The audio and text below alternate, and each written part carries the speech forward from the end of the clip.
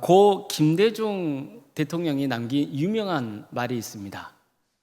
모름지기 정치인은 서생적 문제의식과 상인적 현실 감각을 두루 갖춰야 된다는 겁니다.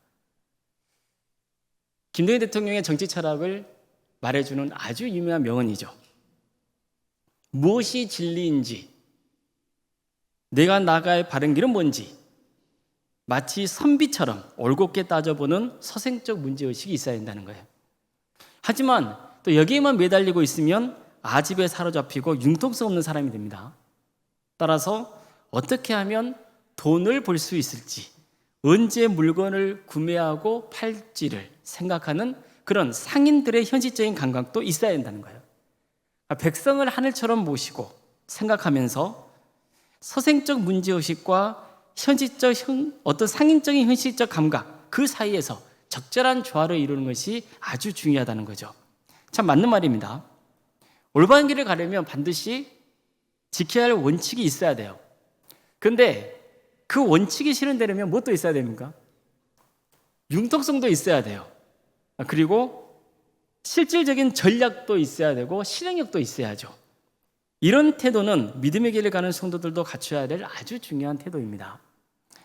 오늘 한 율법사가요, 예수님을 시험하려고 이런 질문을 해요. 율법 중에서 어느 계명이 가장 크냐는 거예요. 그러니까 예수님이 이렇게 말씀하시죠. 내 마음을 다하고 목숨을 다하고 뜻을 다하여 너희 하나님을 사랑하라 하셨으니 이것이 크고 첫째 되는 계명이요 둘째도 그와 같으니 내 이웃을 내 자신과 같이 사랑하라 하셨으니 이 두 계명이 온 율법과 선지자의 강령이니라. 자, 이처럼 예수님은 변치 않는 율법의 근본 정신을 가르치셨던 거예요. 즉 성경에서 강조하고 있는 서생적 문제의식을 일깨우신 거죠. 그게 뭡니까? 하나님을 사랑하고 이웃을 사랑하라는 거예요. 자, 그렇다면 이제 필요한 건 뭐겠어요? 그 원칙을 어떻게 생활 속에서 적용시켜 갈 것이냐, 그게 중요한 거잖아요. 성경 말씀도 늘 이 부분에 깊은 관심을 가지고 있습니다. 구체적인 예를 몇 가지 들어보겠습니다. 이웃을 사랑하라는 예수님 말씀은요, 사실 레위기 19장 18절 말씀을 인용하신 거예요. 원수를 갚지 말고 동포를 원망하지 말고 내 이웃 사랑하기를 내 자신과 같이 사랑하라. 나는 여호와니라. 이 말씀을 인용하신 거거든요. 그런데 이 말씀이 등장하는 레위기 19장을 보면은 이 신앙의 원칙이 구체적으로 어떻게 삶의 자리에서 적용될 수 있는지를 가르쳐주고 있는 거예요. 너희가 너희 땅에서 곡식을 거둘 때에 너는 밭 모퉁이까지 다 거두지 말고 내 떨어진 이삭도 줍지 말며 내 포도원의 열매를 다 따지 말며 내 포도원에 떨어진 열매도 줍지 말고 가난한 사람과 거름을 위하여 버려두라. 나는 너희 하나님 여호와니라. 무슨 말인가요? 쉽게 말해서 추수할 때 주인은 밭에 있는 거 다 거두지 말라는 거예요. 밭 모퉁이에 있는 거 어떻게 하라는 거예요? 좀 남겨두라는 거예요. 가수원에서 떨어진 과일이 있으면 그거 일일이 다 줍지 말라는 거예요. 그냥 놔두라는 거예요. 왜 그렇죠? 가난한 사람들, 나그네들이 그것을 먹을 수 있도록 배려하라는 거예요. 또 너희는 너희와 함께 살고 있는 이방인들, 나그네들, 그런 사람들을 잘 대해주라는 거예요. 그러면서 그 이유도 말씀하세요. 너희도 애굽 땅에서 거류민이 되었었느니라. 무슨 뜻인가요? 너희 조상들도 애굽 땅에서 살아갈 때 어땠느냐는 거예요. 너희들도 애굽 땅에서 그런 경험 해보지 않았느냐는 거예요. 그 나그네의 서름, 그 고통 겪어보지 않았는가 거예요. 나도 당했으니 너도 당해봐라. 그러면 되겠느냐는 거예요. 그러지 말고 어떻게 하라는 거죠? 나그네들, 그리고 함께 살고 있는 이방인들을 잘 대해주라는 거예요. 장사할 때는 저울을 속여서 물건을 팔지 말라고 했어요. 재판할 때는 가난하다고 해서 편들어주지 말고 또 권력이 있다고 해서 두둔하지 말라고 했어요. 공명정대하게 판결을 하라는 거예요. 이러한 것들이 하나님과 이웃을 사랑하는 원칙을 세상에 실현시켜 나가는 구체적인 모습이라는 거예요. 하나님을 사랑하고 이웃을 사랑하는 마음으로 농사를 짓고 장사를 하고 재판을 하고 이웃을 대하라는 거예요. 그렇게 하면 어떻게 되겠다는 거예요? 그 사람이 어떻게 이웃을 속이겠냐는 거예요. 당연히 공명정대하게 판단할 것이고 사람은 인격적으로 대할 수밖에 없는 거예요. 예를 들어 우리가 식당에 가거나 아니면 마트에 가거나 어디에 갈 때 거기서 일하시는 분들 있잖아요. 그런 분들에게 함부로 대하면 안 돼요. 함부로 대하면 안 되는 거예요. 그분들을 존중해 줘야 된다는 거예요. 자, 이스라엘이 이끌었던 모세도 보면요, 서생적 문제의식과 상인적 현실 감각을 함께 보여주곤 했어요. 그런 이스라엘의 지도자로 눈꽃 뜰 수 없이 바쁜 생활을 지냈어요. 그러던 어느 날 모세의 장인인 이드로가 그를 만나러 와요. 그래서 하루 종일 모세가 뭐하고 있나 지켜봐요. 사이가 뭐하고 있나 본 거예요. 그랬더니 하루 종일 뭐하고 있어요? 재판만 하고 있는 거예요. 모세 앞에는 백성들이 쫙 서 있어요. 그러니까 장인이 이드로가 보기에는 너무나 답답한 거예요. 이러다가는 사이도 못 버틸 것 같고 백성도 너무 불편한 거예요. 그래서 모세에게 이렇게 권면을 하죠. 그러지 말고 100부장, 1000부장, 50부장, 10부장 이런 사람들을 세우라는 거예요. 그리고 그런 사람들이 주로 재판을 감당하게 하고 당신은 가장 중요한 것, 정말 당신이 아니면 안 되는 것만 감당하라는 거예요. 그래야 당신도 좋고 백성도 좋다는 거예요. 그러지 않으면 당신 의지가 쓰러진다는 거예요. 그리고 이 일에 얽매이다 보니까 다른 일도 못하지 않느냐는 거예요. 그리고 백성들도 얼마나 고생이 많냐는 거예요. 하루 종일 자네 만나려고 줄 서고 있는 저 백성들 안 보이냐는 거예요. 그러니 정말 신앙심이 깊고 인격이 잘 다져져 있고 공정한 그런 공명정대한 사람을 세워서 그 일을 감당하도록 하라는 거죠. 자, 모세는 장인의 말을 들었어요, 안 들었어요? 아닙니다, 장인 어른. 이건 저만 할 수 있는 일이고 꼭 저만 해야 됩니다. 그랬을까요? 안 그랬단 말이에요. 이도의 제안을 적극 수용합니다. 그래서 더 공동체를 효율적으로 운영할 수 있도록 바꿔버린 거예요. 모세는요, 하나님의 뜻을 백성에게 전하고 정의롭고 공의롭게 재판해서 이스라엘을 바르게 이끌고자 했단 말이에요. 하나님의 정의와 공의를 이루는 것, 그것이 그에게 있어서는 서생적인 문제의식이었어요. 반드시 이루어야 될 원칙이에요. 하지만 이 일을 혼자 감당할 수 있어요, 없어요? 없어요. 너무 백성들이 많거든요. 너무나 벅찼어요. 오랫동안 이 원칙을 지켜가는 것은 한계가 있는 거죠. 그래서 이드로의 제안에 따라서 도덕적이고도 유능한 사람을 뽑아서 그 일을 대신 맡긴 거예요. 이처럼 시스템을 다시 갖췄더니 그 공동체가 훨씬 효율적으로 운영될 수 있었는 거예요.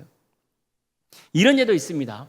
광야에서 이스라엘 백성들이 1년 동안 신앙을 바치고 이제 가나안 땅을 향해 떠나야 돼요. 근데 하나님께서는 이미 백성들에게 그리고 모세에게 가나안 땅을 주겠다고 약속하셨어요. 더구나 낮에는 구름 기둥으로 밤에는 불 기둥으로 이스라엘 백성들을 인도하셨단 말이에요. 자, 그러면 모세와 이스라엘 백성들은 뭐만 바라보면 돼요? 그 구름 기둥과 불 기둥만 바라보고 가면 되잖아요. 그 기둥이 서면 멈추면 되고 가면 따라가면 되죠. 그에도 불구하고요, 모세는요, 이스라엘 동족이 아닌 미디안 출신인 호밥에게 우리가 광야길을 갈 때 당신이 우리의 눈이 되어달라고 요청합니다. 호밥은요, 처음에 사양해요. 그냥 고향 돌아가겠다 그래요. 그렇지만 모세는 그를 계속해서 붙잡으려고 했어요. 왜 그럴까요? 호밥은요, 광야 지형이 아주 밝은 전문가였기 때문이에요. 자, 그럼 모세는 하나님이 이스라엘을 가나안 땅으로 무사히 인도해 주실 거라는 약속을 믿지 못했을까요? 그렇지 않습니다. 반드시 하나님이 가나안 땅으로 우리를 이끌어 줄 것이라고 믿었어요. 그렇지만 광야의 지형과 환경에 밝은 호밥의 전문가적인 식견도 필요하다고 본 거예요. 그래서 그를 적극적으로 영입하라는 거죠. 이처럼 모세는요, 이스라엘에게 도움이 된다고 생각되면 그가 어떤 출신이건 가리지 않고 쓰려고 했어요. 오늘 본문도 마찬가지입니다. 이스라엘 백성들은 드디어 가나안 땅에 들어갈 때가 임박했어요. 이제 가나안 땅에 들어가면 그 정복한 땅을 각 지파별로 그리고 각 가문별로 분배하게 될 거예요. 그런데 여기서 문제가 생겼어요. 당시 이스라엘은요, 부계 중심, 즉 남성 중심의 문화가 아주 뿌리 깊게 자리 잡고 있었어요. 그러다 보니까 전통적인 규정에 따르면은 아버지는 오직 아들에게만 땅을 기업으로 물려줄 수 있었어요. 딸의 경우는요, 시집갈 때 결혼 지참금을 준 걸로 끝이었어요. 쉽게 말하면 딸은 아버지의 유업을 받을 수 있어요, 없어요? 없어요. 그게 당시의 뿌리 깊은 문화였어요. 이게 슬로브앗의 딸들이 모세와 백성 앞에 나와서 호소한 이유예요. 이런 거예요. 저희 아버지 슬로브앗은 이미 광야에서 죽었습니다. 문제는 우리 아버지에게는 아들이 없어요. 보세요, 딸만 5이잖아요. 그래서 우리 가정은 가나안 땅에 들어가더라도 아버지의 유산을 이어받을 아들이 없다는 이유 때문에 땅을 분배받지 못하는 상황이 된 거예요. 이건 불공평하지 않습니까? 더구나 이렇게 되면 가문의 명단에서 아버지의 이름이 사라질 수밖에 없습니다. 이런 식으로 이의를 제기했던 거예요. 그러니 딸들도 아버지가 받게 될 땅을 기업으로 물려받게 해달라고 요청한 거죠. 자, 지금이야 당연히 그래야 되지 않느냐 그럴 거예요. 근데 사실 우리나라도 과거에는 그러지 않았죠. 남성만 유산을 물려받게 됐었잖아요. 이제 법이 바뀌었잖아요. 근데 그 당시 이스라엘 백성들은 이게 뿌리 깊은 전통이었단 말이에요. 당시로서는 함부로 입 밖에 낼 수 없는 민감한 상황이었어요. 이들의 말을 들은 많은 사람들 중에는요, 마음이 불편한 사람이 있었을 거예요. 감히 어떻게 이런 요구를 할 수 있어? 그랬을 거란 말이에요. 그런데도 모세는요, 그걸 절대로 있을 수 없는 일이라고 못 박지 않았어요. 이건 전통이니까 안 돼. 이렇게 딱 자르지 않았단 말이에요. 하나님께 이 문제를 가지고 나갔어요. 힘없고 자격 없는 여인들하고 함부로 무시하지 않았단 말이에요. 자, 그럼 하나님은 뭐라고 말씀하셨을까요? 슬로브앗의 딸이 말이 옳다는 거예요. 그러니까 가나안 땅에 들어가거든 그의 아버지가 받을 유산을 그 딸들에게 어떻게 하라는 거예요? 주라는 거예요. 이렇게 말씀하세요. 이를 계기로 하나님은 새로운 규정도 만들으셨어요. 상속과 관련해서 1순위는 고인의 아들이 돼요. 이것은 당시의 가부장제의 문화를 하나님께서 존중해 주신 거예요. 그렇지만 만약에 아들이 없으면 2순위는 누가 되는 거예요? 고인의 딸이 되는 거예요. 만약에 딸이 없으면 3순위는 고인의 형제가 되고 4순위는 고인의 아버지의 형제들이 되고 5순위는 고인과 가장 가까운 친족 순으로 땅을 상속받게 하셨어요. 어떻습니까? 이처럼 딸들도 상속받을 수 있는 새로운 규정을 마련해 주신 거잖아요. 자, 여러분은 어느 쪽이세요? 한번 자신을 가만히 생각해 보세요. 나는 서생적인 문제의식이 강한가? 아니면 상인적인 현실감각이 강한가? 한번 생각해 보세요. 여러분 딱 보면 돈이 보이세요? 뭐 하면 돈을 벌 수 있을 것 같다 이 느낌이 다 오세요? 상인적인 현실감각이 강하신 분이죠. 근데 어떤 분 이런 분이 있어요. 나는 전통과 문화를 지켜야 한다고 생각을 합니다. 이런 거 있잖아요. 그런 사람들은 아무래도 서생적인 문제의식이 강한 거죠. 자, 나는 원칙을 중요하게 여기는 사람입니까? 아니면 융통성과 실용성을 강조하는 사람입니까? 어느 쪽이세요? 그럼 뭐가 좋은 거예요? 원칙을 중요하게 여기건 융통성과 실용성을 발휘하건 간에 우리는 인생을 살면서 다 필요하고 중요한 거예요. 그렇잖아요. 문제는 뭘까요? 그 둘 중에 하나에만 치우치는 거예요. 원칙만 강조하고 현장을 터부시하면 그 원칙이 그저 탁상공론에 불과할 뿐이 되는 거예요. 비판만 남보하고 전혀 현실적인 대안을 제시하지 못하는 거예요. 이런 사람들의 특징이 뭐예요? 다른 사람 말 들어요, 안 들어요? 안 들어요. 내 눈에 흙이 들어가기 전까지는요, 안 된다고 그래요. 이러면 어떻게 되는 거예요? 한마디로 고집불통이 되는 거예요. 그럼 반면에 원칙이 없이 그저 실리만 추구하려는 것도 잘못된 거죠. 그러면 어떻게 돼요? 법이건 도덕이건 뭐 신앙의 원칙이건 상관없이 수단만 안 가리고 이득만 쫓는 사람이 되는 거예요. 그럼 어떻게 될까요? 사람이 추해지는 거예요. 신앙생활도 마찬가지입니다. 둘 중 하나만 몰두하는 사람은 성숙한 성도가 될 수 없어요. 오히려 하나님의 뜻에 반하고 자신과 공동체에 해를 끼치는 사람이 될 수도 있어요. 그래서 바울도 이렇게 말씀했던 거예요. 너희는 이 세대를 본받지 말고 오직 마음을 새롭게 함으로 변화를 받아 하나님의 선하시고 기뻐하시고 온전하신 뜻이 무엇인지를 분별하라는 거예요. 우리는 하나님의 은혜로 구원받은 성도예요. 하나님의 은혜로 구원받자마자 천국에 갈 수 있으면 좋겠지만 여전히 우리는 이 불안정한 세상 속에서 살아가야 되잖아요. 그래서 중요한 것은 하나님의 선하시고 기뻐하시고 온전한 뜻이 무엇인지를 어떻게 해야 되는 거예요? 잘 분별할 수 있어야 되는 거예요. 우리가 늘 하나님의 말씀을 가까이 하고 설교 말씀을 드려야 되는 이유인 거예요.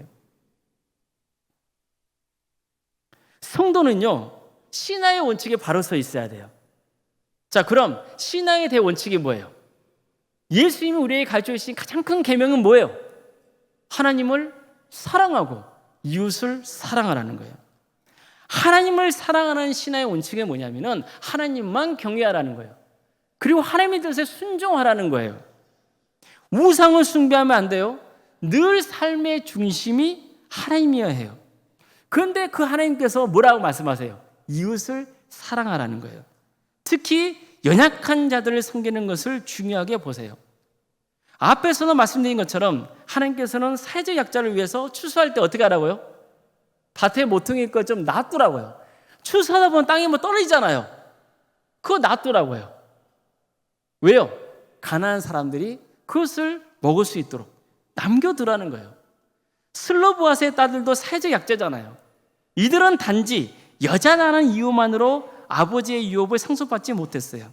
그래서 하나님은 아버지의 땅을 유업으로 받게 해달라는 그 여인들의 요구가 옳다고 말씀하신 거예요. 땅을 상속받게 하라는 거예요. 이걸 위해서 하나님은 아예 상속에 관한 규정을 새로 정해주세요. 이처럼 하나님은요, 연약한 자들이 소외당하는 것을 원치 않으세요. 약자를 돌보시는 하나님이신 거예요. 그렇다고 해서 부유하고 권력 있는 자들은 무조건 악합니까? 나쁜 건가요? 아니에요. 하나님은 재판관들에게 무엇을 명하셨습니까? 공정한 판결을 하라는 거예요. 가난하다고 해서 동정심에 사로잡혀서 편을 들어주거나 돈이 많고 권력 있는 자라고 해서 두둔해서는 안 된다는 거예요. 그 사람의 잘잘못에 따라서 공명정대하게 판결을 내리라는 거예요. 이러한 원칙이 무너지면 어떻게 되겠어요? 사회의 정의와 공의가 무너져 버리는 거예요. 사회의 질서가 무너져 버리는 거예요. 그럼 나라가 바로 서겠습니까? 무엇보다 하나님이 중요하게 보시는 것은 마음의 중심이에요. 하나님은요, 슬로브아스의 딸들이 단지 땅을 소유하고 싶은 그 욕심 때문에 상속권을 요구한 건 아니라는 걸 아셨어요. 그들이 정말 안타까이 여겼던 건 뭐냐면요, 아버지의 이름이 가문에서 지워지는 거예요. 아버지는 이미 가나안 땅에서 죽었잖아요. 그래서 새로운 땅에 가게 됐는데 상속받을 아들이 없다는 이유 때문에 땅을 분배받지 못하면은 그 가문에서 어떻게 되는 거예요? 아버지의 이름은 사라져버리는 거예요. 그렇잖아요. 그게 마음에 걸렸던 거예요. 이들의 아버지는요, 출애굽 세대예요. 40년 전에 가나안 땅에 들어가야 되는데 불신앙으로 들어가지 못했잖아요. 그래서 하나님께서 어떻게 벌을 내리시죠? 광야에서 다 죽어야 된다고 하셨잖아요. 바로 슬로브아도 그것 때문에 광야에서 죽게 된 거예요. 딸들은 그런 거예요. 비록 내 아버지가 그 죄 때문에 광야에서 죽어야 했지만 그럼에도 불구하고 그 아버지의 이름만은 지켜드리고 싶었던 거예요. 하나님은 그 마음을 보신 거예요. 또 하나님이 그들에게 주목하신 게 있어요. 가나안 땅을 분배받고 싶은 그 간절한 마음이에요. 누구 못지않게 가나안 땅에 들어가고 싶은 마음. 그래서 하나님이 주신 그 기업을 받고 싶은 마음이 간절했어요. 이것은 하나님께서 가나안 땅을 주겠다는 그 약속을 믿었기 때문에 갈 수 있는 소망인 거예요. 하나님은 그 마음의 중심을 보신 거예요. 무엇보다도요, 슬로보앗의 딸들에 관한 이야기가 성경에 등장하고 있는 것은 우리에게 아주 중요한 신앙의 교훈을 주기 위해서인 거예요. 전통보다 중요한 것은 하나님의 뜻이라는 거예요. 전통보다 중요한 게 뭐라고요? 하나님의 뜻이에요.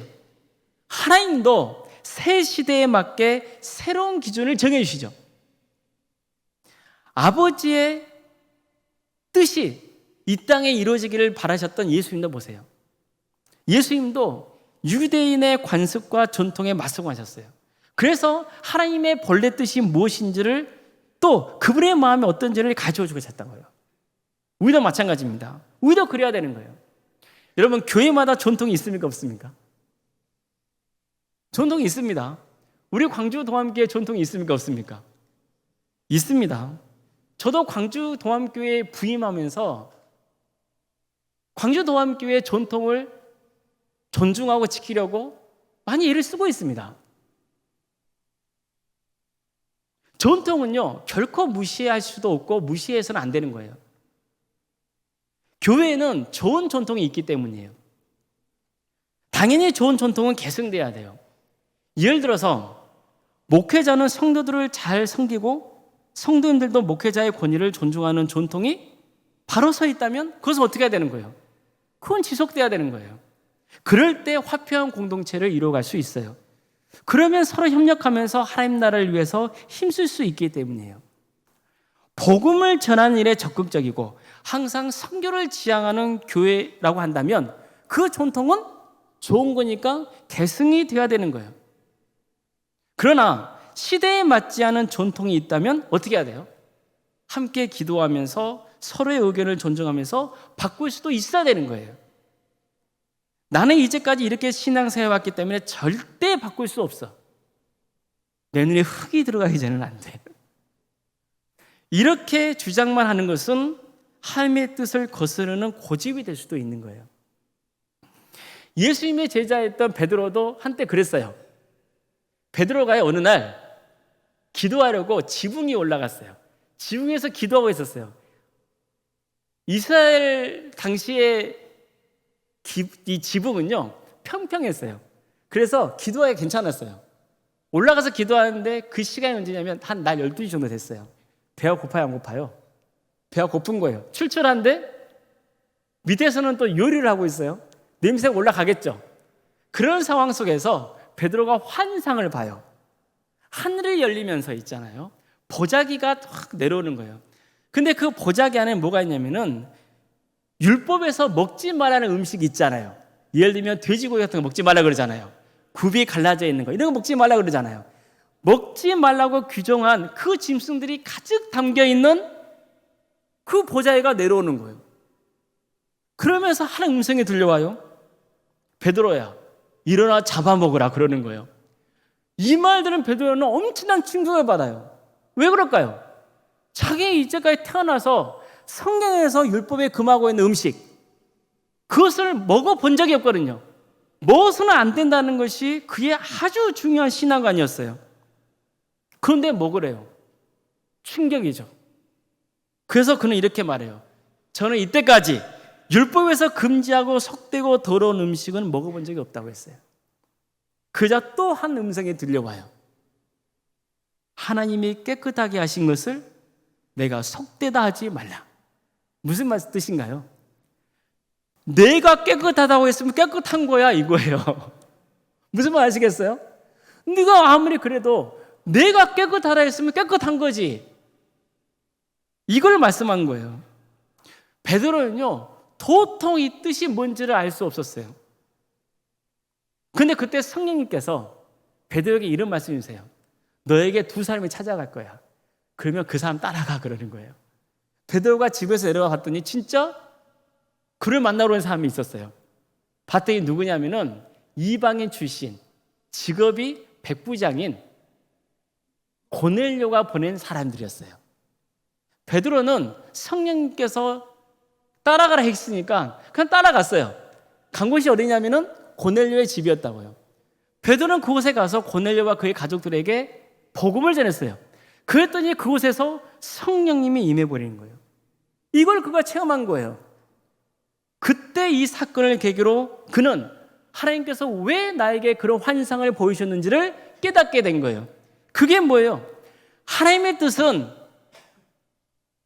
할례를 행하고 음식의 규정을 지키는 그 유대인들만 아니라 그것과는 전혀 무관하게 살아가는 이방인들에게도 복음이 증거되어야 한다는 거예요. 이걸 베드로가 깨닫게 된 거예요. 복음이 유대인을 넘어 이방인에까지 확장되어야 한다는 것. 이게 하나님의 뜻이라는 것을 알게 된 거예요. 그때부터 베드로의 신앙관이 완전히 새롭게 변해버린 거예요. 바뀌어버렸어요. 예수님은 베드로의 수제자잖아요. 아니, 베드로는 예수님의 수제자잖아요. 그런데 그가 이런 사고의 전환을 해버린 거예요. 사실요, 초대교회는 어떤 문제가 있었냐면은 유대계 출신 기독교인이 있었어요. 그리고 이방인 출신 기독교인이 있었어요. 당연히 유대계 출신 기독교인들이 훨씬 더 많았어요. 이 사람들은 예수님을 믿어요. 그렇지만 그들이 이때까지 전통적으로 지켜왔던 할례와 그리고 음식 규정을 반드시 지켜야 한다 생각했어요. 이걸 지켜야지만이 구원받을 수 있다고 읽었다고요. 그런데 이방인들은 지켜야 안 지켜요? 자기는 태어나서 그걸 해본 적이 없어요. 아무 상관이 없다니까요. 그러니까 유대교 기독교인들이 봤을 때는 저들은 우리와 함께 할 수 없는 공동체를 여긴 거예요. 이게 갈등이 있었단 말이에요. 근데 그때 나서서 중재 역할을 하는 사람이 누구예요? 베드로예요. 베드로는 유대인 출신 기독교인들에게 자기가 겪었던 환상의 이야기를 해주고 그리고 고넬료 집에 갔을 때 어떤 역사가 있었는지를 가르쳐줬단 말이에요. 그곳에 성령이 임하는 이야기를 해준 거예요. 그러면서 베드로는 그들에게 설득했던 거예요. 하나님의 뜻은 아니라는 거예요. 그게 한대를 받건 안 받건 음식 규정을 지키건 지키지 않건 누구든지 예수를 주로 고백하는 사람에게는 하나님의 자녀가 되는 권세를 주셨고 그들 모두에게 구원의 은혜를 베풀어 주신다. 그게 하나님의 뜻이라는 것을 증거했던 거예요. 바로 그의 증거가 결정적인 계기가 돼서 유대인 출신 기독교인들도 이방인 출신 기독교인들을 자기의 신앙의 동지로 기꺼이 맞아들이게 된 거예요. 이렇게 됨으로써 어떻게 해요? 신앙의 믿음의 역사가 이방인까지 확장되어지는 그런 결정적인 계기가 되었던 거예요. 우리 광주 동암교회도 선교하는 교회가 되어야 됩니다. 이것은요, 교회를 세우신 주님의 명령이에요. 여러분, 선교의 본질은요, 사역이 아니에요. 일이 아니에요. 무슨 프로그램이 아니에요. 하나님과 이웃을 사랑하며 사는 것, 그게 선교예요. 여러분들이 장사를 하건 사업을 하건 직장에 다니건 집에서 가사를 하건 어쨌든 하나님의 사랑, 이웃을 향한 사랑, 그 마음을 품고 섬길 때 그게 뭐가 되는 거예요? 그게 선교예요. 근데 보세요. 가장 중요한 것, 하나님의 사랑, 이웃의 사랑, 그 신앙의 원칙을 구체적으로 실현하려면 뭐가 있어야 되는 거예요? 서생적인 문제의식도 있어야 되지만 상인적인 현실 감각도 있어야 되는 거예요. 모세도 보세요. 이스라엘을 효율적으로 운영하기 위해서 이방인 출신인 장인 이드로의 제안을 듣고 조직을 과감하게 바꿔버리죠. 가나안 땅을 향해 가는 여정에 이방인 출신이면서 광야 지형에 밝았던 호밥을 적극적으로 영입하려고 하죠. 또 여자는 아버지의 땅을 상속받을 수 없다는 뿌리 깊은 전통이 있었지만 여인들의 딱한 사정을 듣고 하나님 뜻을 구하잖아요. 그러자 하나님도 새로운 규정을 정해주셔서 여성이라는 이유로 차별당하지 않게 하시잖아요. 어떻습니까? 우리도 이런 서생적인 문제의식과 그리고 상인적인 현실 감각을 함께 가져가야 되는 거예요. 우리 동암교회가 하나님의 신앙의 원칙, 하나님을 사랑하고 이웃을 사랑해야 한다는 그 신앙의 원칙을 굳게 지키면서 그렇다면 이 시대에 어떻게 그 신앙의 원칙을 펼쳐나갈 것인지에 대한 감각이 있어야 되는 거죠. 과거에 이렇게 했기 때문에 그게 지금도 맞다는 것이 아니고 새로운 시대에 맞게끔 어떻게 해야 되는 거예요? 우리도 변화시켜 가도록 노력을 해야 되는 거예요. 이것이 하나님의 뜻이에요. 과거 이렇게 했으니까 지금도 무조건 이렇게 해야 됩니다. 앞으로도 그렇게 해야 됩니다. 그런 것은 선교의 장벽이 될 수가 있어요. 오히려 하나님의 뜻을 막는 장애인이 될 수가 있는 거예요. 우리는 늘 이것을 명심해야 돼요. 우리가 계속해서 지켜가야 할 원칙과 가치는 무엇인지, 또 우리가 하나님 나라를 위해서 새롭게 바꿔야 할 것은 무엇인지를 잘 분별할 수 있어야 돼요. 반드시 지켜야 할 것과 바뀌어야 할 것을 잘 구별할 수 있어야 돼요. 교회만 그런 게 아니에요. 내 신앙도 마찬가지예요. 그리고 우리 가정도 마찬가지예요. 우리의 가정은 신앙의 원칙을 지키고 있는가? 그리고 그 신앙의 원칙에 맞게끔 바뀌고 있는가? 노력하고 있는가? 그걸 봐야 돼요. 여러분 이런 거 있잖아요. 부모와 자녀 간의 관계가 좋아요, 안 좋아요? 안 좋은 경우 많죠. 무엇 때문입니까? 내가 이때까지 배웠던 그 있잖아요. 우리 아버지는, 우리 어머니는. 근데 그것을 어떻게 하는 거예요? 내 자식들에게도 그렇게 하라고 강요한단 말이에요. 다 사랑하는 마음이에요. 그 본질이 바뀐 건 아니에요. 그러나 시대에 맞게 우리도 어떻게 해야 돼요? 바뀌어야 돼요. 그래야 가정도 화목해질 수 있고 함께 하나가 될 수 있는 거 아니겠어요? 이런 신앙의 원칙은요, 교회에서만 적용된 게 아니에요. 우리가 살아가는 삶의 자리에서도 적용해야 돼요. 그게 하나님의 뜻을 이 땅에 이뤄가는 방법인 거예요. 우리 모두가 반드시 지켜야 할 것과 또 바뀌어야 할 것을 잘 구별해서 이 시대에 귀하게 쓰임받는 광주 도암교회가 되고 또 우리 성도님들이 되고 우리 가정이 되기를 주님의 이름으로 축원합니다. 기도하시겠습니다.